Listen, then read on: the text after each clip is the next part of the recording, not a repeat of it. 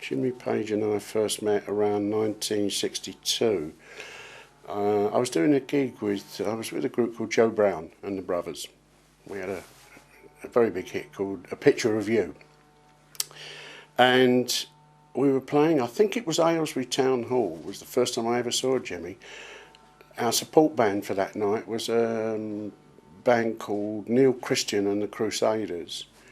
And Jimmy was a guitar player with him. Okay. Couldn't have been very old. He probably wasn't much more than about 16, something like that.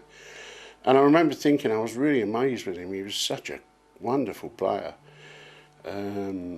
For somebody so young, he had this wonderful, wonderful feel.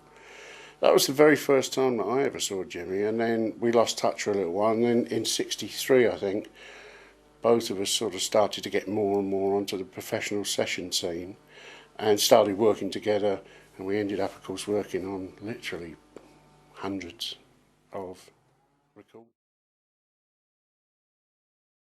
And there was a young arranger called Mike Leander who also had heard about Jimmy and heard about me and started to put together what later became the Musical Stuntmen, as we used. I nicknamed us the Musical Stuntmen because we did all the dangerous bits for the artists, like playing the right beats and the right chords and things. And we, of course, ended up playing virtually on almost everything that was ever issued in the 1960s. The guys were on it, and that was Jimmy Page, Big Jim Sullivan on guitar, Alan Whale on bass guitar, Eric Ford on bass guitar, Arthur Greenslade on piano, or Ronnie Price on piano. It varied, but generally the nucleus was There was a group of you. Guys.